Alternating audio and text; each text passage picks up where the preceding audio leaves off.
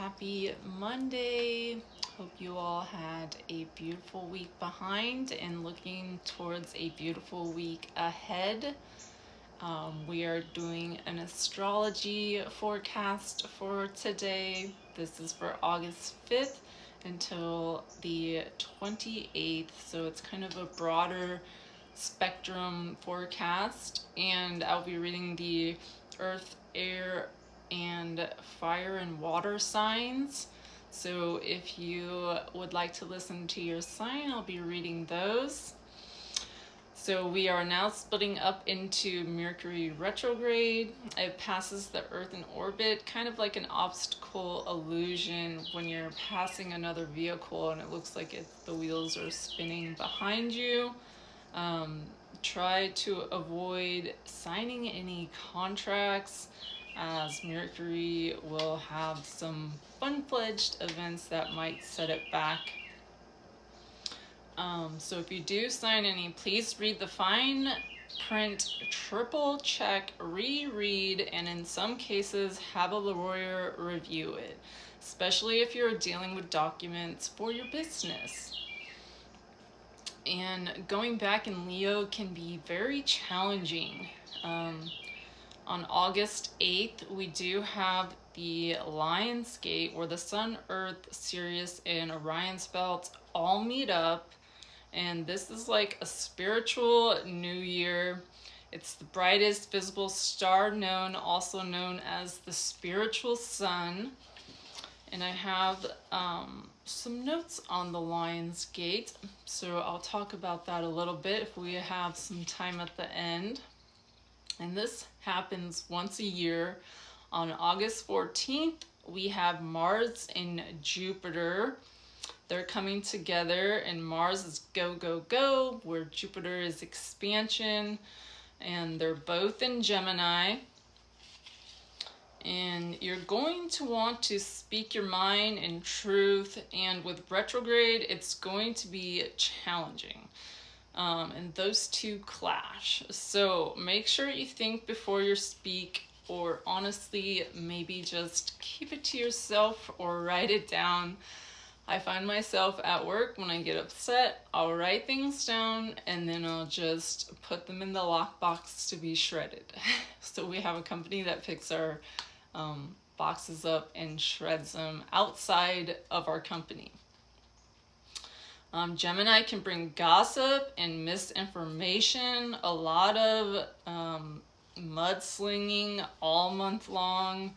There's also going to be a cosmic traffic jam on August 19th.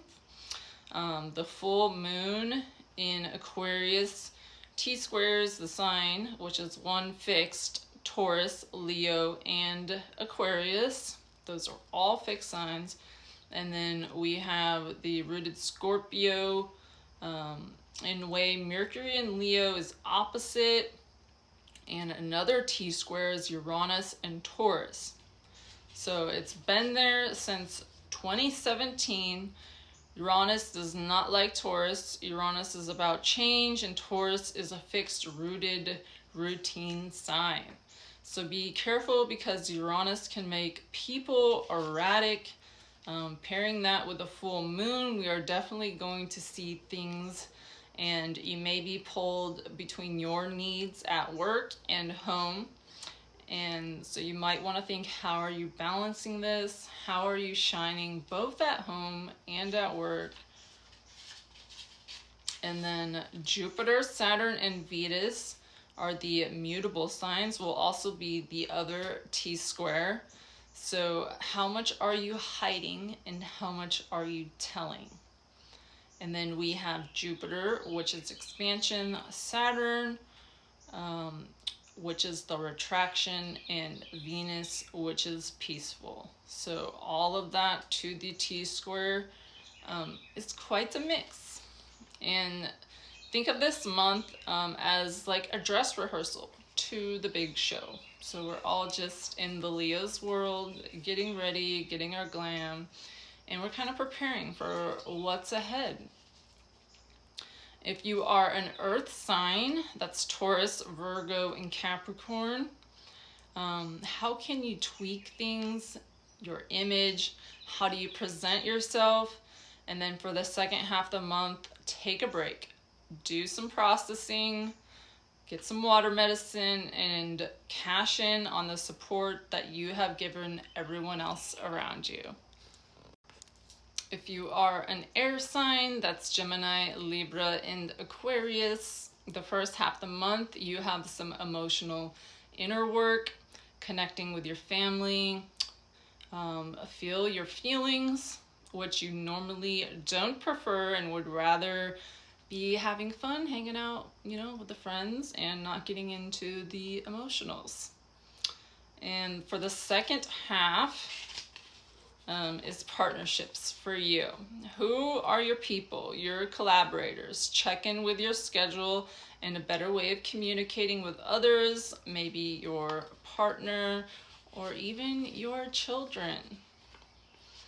And then we have our water signs, Cancer, Scorpio, and Pisces. You're going to be connecting with old friends. Get ready to be busy, to get back to your school schedules, check your finances, deal with the practicalities. And if you are a fire sign, for Aries, Leo, and Sagittarius, you may be feeling a surge in emotional energies. This can have both good and bad effects on your relationships, depending on how you use these emotional energies. Now, these signs are usually not too emotional on the outside, but super emotional on the inside. And we all know it's only a matter of time before it spills out. So fill it, spill it, and chill it. I just made that up. And then I have here, let me check. Sorry, I had to put the dog out. So for the Lionsgate, that is 8/8. Alexa, what day is it? Today is Monday, August 5th. So we have 3 more days in front of us for the portal opening, and I wrote down some stuff I wanted to share. In numerology, it is the year 8. So 2024 is 2 plus 2 plus 2, 4. So 4 plus 2 plus 2. So if you break it down, it's 2 plus 2 plus 2. You'll know that, right? So that's how they do some of the numerologies. They'll break up the numbers to the lowest consonant. So for the 4, that is going to be the 2. So it's an 8 year. And 8/8 is also the infinity symbol. So pay attention to download synchronicities.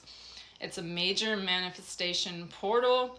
It's a beautiful invitation to let go of these masks that we wear all day.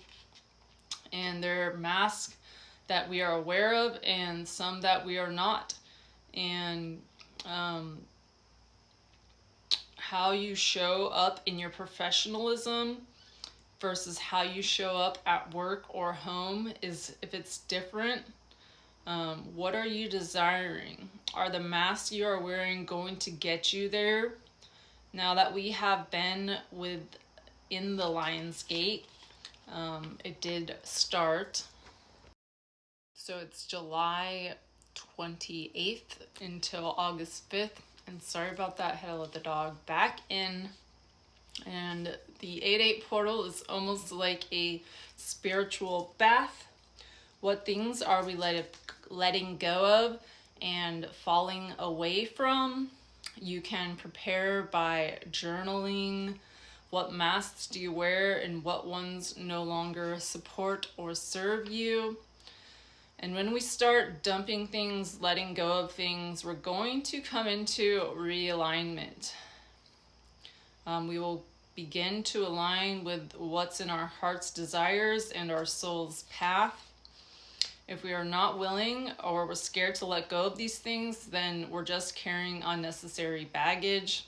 How do you emotionally regulate in times of stress? And how can you let go of these imbalances so that you can ascend?